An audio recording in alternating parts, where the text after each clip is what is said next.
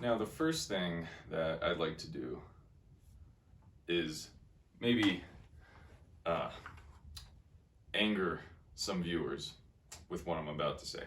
So, Sgt. Pepper's is probably my least favorite Beatles album. I'd say if I have a favorite song, it's probably Within You Without You. Second to that comes close, but A Day in the Life would be another of an all-time favorites. Easily in my top 10 favorites, probably top 5. That said, as an album, it is contrary to what some believe to be a concept album. I actually happen to think Magical Mystery Tour is more of a concept album, and we can get to that and maybe later, probably in a different video. We'll see if my mind goes there in a moment or two. But as much as I do love Sgt. Pepper's, and I appreciate it, and it was probably the last album that I broke into. I was pretty young when I first heard it. Again, I was young when I first got exposed to the Beatles. Probably, at the youngest, maybe 8, 9, 10 years old, probably. And so I didn't really like this album. I remember hearing McCartney's Getting Better, and when that song came on, I think that's the track after, I think it's right after Lucy in the Sky with Diamonds, which has never been one of my favorites. It's an alright track. Anyways, I'm sorry, John, sorry. But McCartney's Getting Better was like, oh, okay, here's like an upbeat song, which also uses, I believe, if not sitar, some Eastern Indian sounding type of instrument. And we cannot forget the famous lyric about beating one's woman. I used to be cruel to my woman. I beat her and kept her apart from the things that she loved. When you say it rather than sing it, it has a different ring to it. Anyhow, now, Harrison wasn't always my favorite. Lennon was my favorite as a kid, especially through my rebellious years and like from beginning in adolescence. And then probably by the time I hit college, that's when things, my love affair with Lennon started to fade. And my real deep interest in the mind of George Harrison started to grow. At the very last track before the 40-something seconds of Her Majesty, which, yes, is the very last recording the Beatles ever did, with a belly full of wine and or heroin, pick your poison. That has 3 guitarists, so that's got McCartney, Harrison, and then Lennon in that order, if I'm not mistaken. They take turns doing the solos. The 1.5 or 2 minute long end track. Finally, you hear the very last, after Lennon brings it home, you hear the last piano note, da, da, da, da, and in the end, the very last lick you hear is George Harrison ends, but it's one of my favorite Harrison licks. What is that? 4 bars. It's like one of his shortest solos in one of the shortest songs of one of the greatest albums. And he accomplishes what he accomplishes in most of his guitar solos, which is he kind of shows you his mind. He shows you his thoughts with notes. And as he's articulating them, it's as if he's also reflecting on how he wants to articulate them. It's like it's as if you're doing some sort of archaeological excavation, and you finally you just see the surface of something, and you brush off those little bits of sand away, and finally it reveals to you this like gigantic fossil bone, and that's what you're digging for. You're digging for that sort of gold, so to speak. And Harrison does this but also it's like he does a paragraph or essay within 4 bars in a short guitar solo, and just shows you the world in what is that, like 10 seconds. It's incredible. One last point about the Beatles will continue in another segment separate from this video, but to wrap this up in the next few minutes or so, they've had several anthologies over the years. Before Lennon passed away in 1980, and then of course before Harrison died just 23 or so years ago now, in like 2001, they were still, obviously they'd broken up since 1970, but they still got together here and there to record tracks, to do production on this or that. So they released anthology records. They had I know Real Love was one recording, great track, as well as Free as a Bird.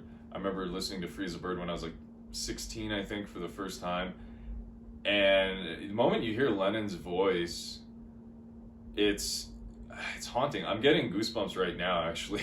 I might cry. So I know that's how I get with this stuff. Like, it's spiritual for me. And to wrap up, I guess, with the song that was just released now, what was this now, 6 months ago or 5 months ago?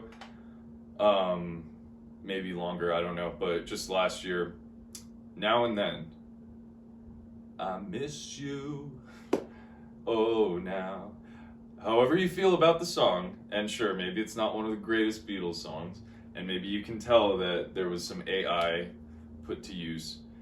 Again, the moment I hear Lennon's voice, and you really, to appreciate it, whether or not you're a Beatles fan here, here's the point.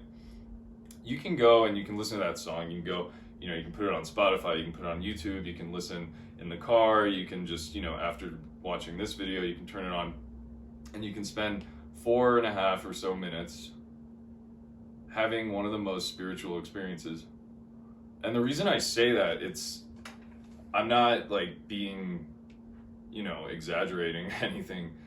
This is a band that started a movement. And when they first came to the States, now 60 years ago,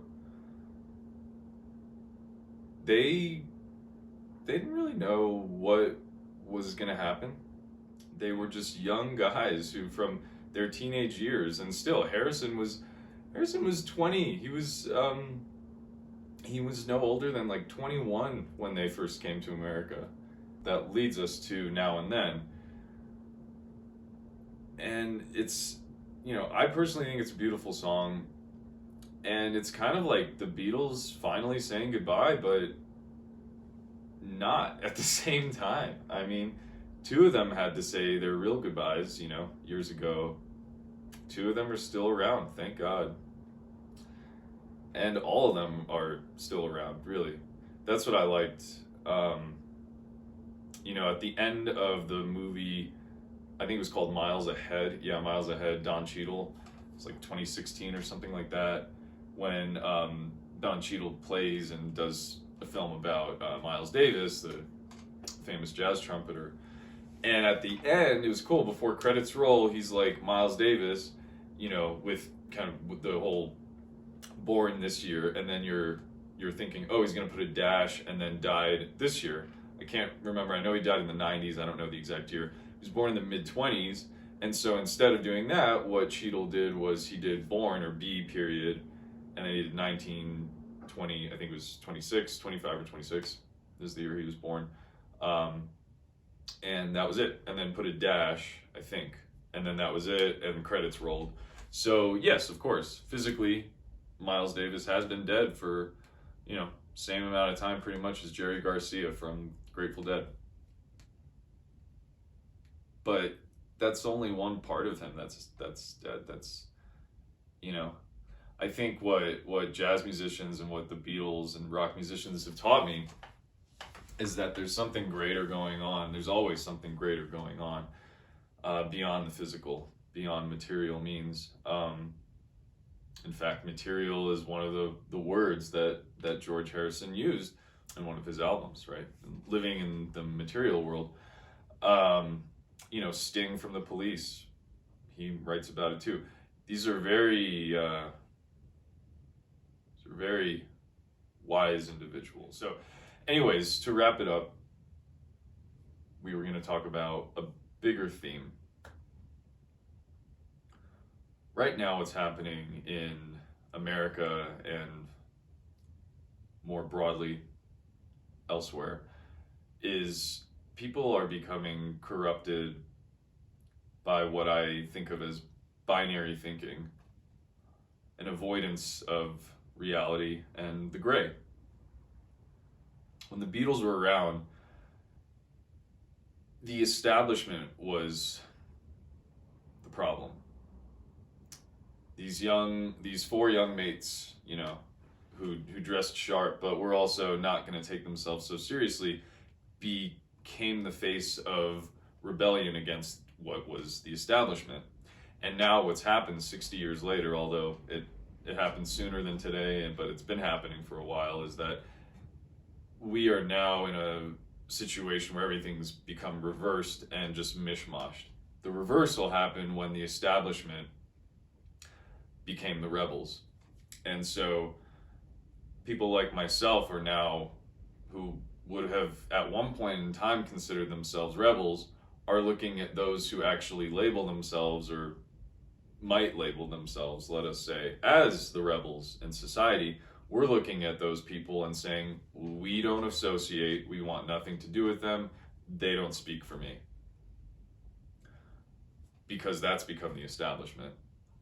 And it becomes the establishment when the so-called establishment either passively enables or actively perpetuates and keeps certain legal things in place to allow for massive sheep-like mob protests, or whatever you would like to call them, demonstrations, so that they can continue to occur. And I think the one thing we still have left is music, you know.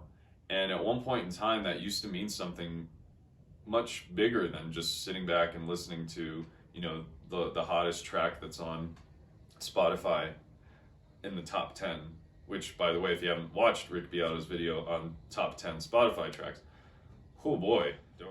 So, you know, I think congratulations are in order to Taylor Swift for another successful album.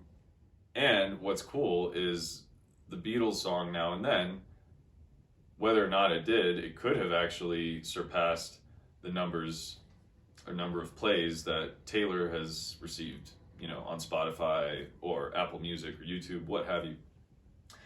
And she would probably be like, yeah, that's pretty cool. Good for you guys, right? You know, cheers to the Beatles and the movement of music, because music is greater than just the sounds that we hear. It's always been greater. So, to those who love music as much as I do, thanks for watching, and I'll see you on the next one.